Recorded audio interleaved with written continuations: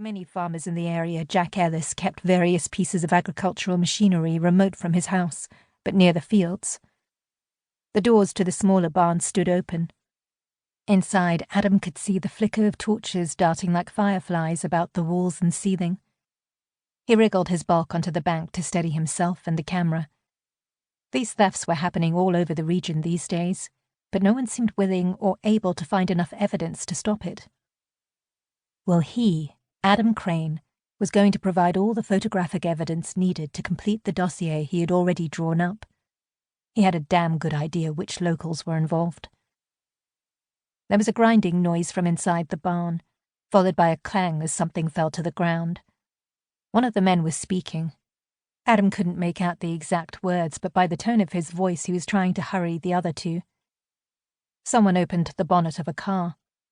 Now all the torches were pointed to the same place, the shadowy figures peering into an engine. Taking the lens cap off and placing the camera carefully on the edge of the bank, Adam zoomed in, like a paparazzo spotting a film star. He pressed the shutter. Shit, shit, shit! The camera fired off a series of rapid shots, the flash lighting the darkness like a strobe. Urgent voices from the barn made it clear that they'd seen it. Adam shot down the bank, then struggled along the ditch, trying hard not to make any noise, until he reached the cover of the hedge. He slumped against the bank. "You fucking idiot," he hissed to himself. His heart was pounding, his chest heaving with fear and unaccustomed exercise. Forcing himself to peer through the tangle of vegetation at the base of the hedge, he could see the beams of 2 torches heading out of the barns, shadowy figures behind them. Their movement triggered the outdoor lights fastened above the doors, which blazed across the yard and into the field beyond. The 2 men were backlit so that he couldn't make out their features. One of them began to move towards him along the bank above the ditch. The other moved in the opposite direction, along the cart track. The light from the yard cast an inky shadow from the hedge into the ditch. At least he'd had enough sense to wear black clothes. Knowing that any movement would attract their attention, he fought the impulse to get up and make a run for it. He braced himself and dropped to one knee. The evil-smelling water soaked his trousers and ran like ice into his boots. He waited, shivering. The man came to a stop at the hedge and shone his torch around. Adam tried to hold his breath. The yard lights timed out, then cut in again. His pursuer walked back along the top of the ditch.